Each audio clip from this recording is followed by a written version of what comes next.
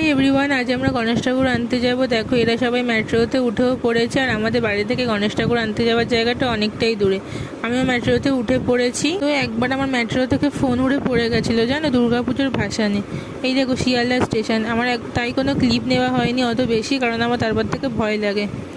দেখো আমরা পৌঁছেও গেছি জায়গাটাতে। আমরা সব ঠাকুর দেখতে বেরিয়ে পড়েছি, কারণ আশেপাশে অনেক ঠাকুর থাকে।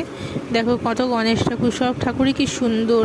বিশ্বকর্মা ঠাকুরও আছে, কারণ কদিন পরেই বিশ্বকর্মা পুজো। দেখো আমার বাবা এখানে ঠিক করছে গণেশ ঠাকুরের কী কী চেঞ্জ করানো যায়। প্রতি বছরই আমার বাবা কিছু না কিছু চেঞ্জ করাতেই থাকে। তো আমি জলও কিনে নিয়েছি। মা দুর্গাটা কত বড়, আর 12টার সময় এর কত এনার্জি। আর কত দুর্গা ঠাকুর, দেখো পুজো আসছে। আমাদের গণেশ ঠাকুরটাকে তুলে নিল মেট্রোতে, তারপর ছেড়ে দিয়েছে। দেখো এরা কীভাবে বাদরের মতো ঝুলে ঝুলে বসে আছে। এই দেখো আমাদের স্কুল, টিচার্স ডে দিন স্কুলটাকেও দেখে নিলাম। 12 বছর এখানেই টিচার্স ডে পালন করেছি। দেখো আমাদের প্যান্ডেল ফাঁকা, কিছুক্ষণ পরে ঠাকুর ঢোকানো হবে। তো ঠাকুর ঢোকানো হয়ে গেছে।